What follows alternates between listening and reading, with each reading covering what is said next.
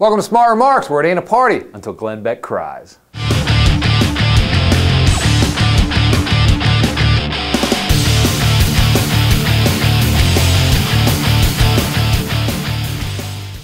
So conservatives teabagged across America yesterday, rallying in cities across the nation to express their outrage. You know, the event had been promoted by Fox News and right-wing talk radio for weeks, and this was going to be the right's D-Day. And indeed, the Associated Press reported that across the country, tens of thousands of people rallied. Tens of thousands of people?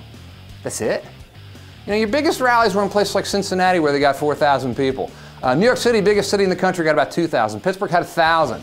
Philadelphia had about 500. Boston had, quote, a few hundred.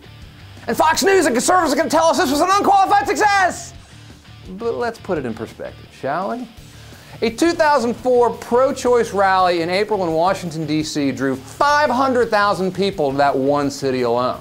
And that was an event that, unlike the Tea Parties, was not promoted 73 times in 8 days as the Tea Parties were promoted on Fox. Fair and balanced network coverage.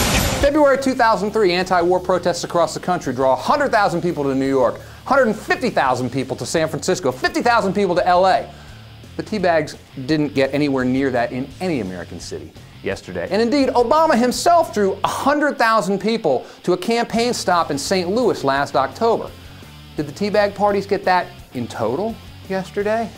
You know, Fox News and the teabaggers have a vested interest in making these seem to be a bigger deal than they actually were. But even some like Mark Ambinder at theatlantic.com seem to take the bait. Ambinder on his blog wrote that if the protests attracted more than 100,000 people nationwide, not sure that they did, quote, the onus to dismiss them as a nascent political force shifts to the Democrats. The problem is, there's nothing nascent about this political force at all. Your rallies drew two types of people. One were the Ron Paul libertarian types who, to their credit, have long been opposed to larger government and government spending and said so when George W. Bush and Republicans were running the show. Give them credit for consistency, at least.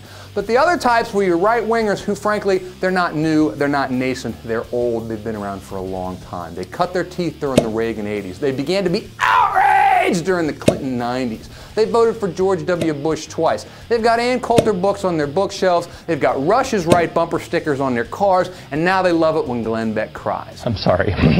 There's nothing new about them at all. They are an old political force. So yesterday's rallies, even if they were impressive, which they really weren't, don't represent the beginning of anything. They represent the end of something.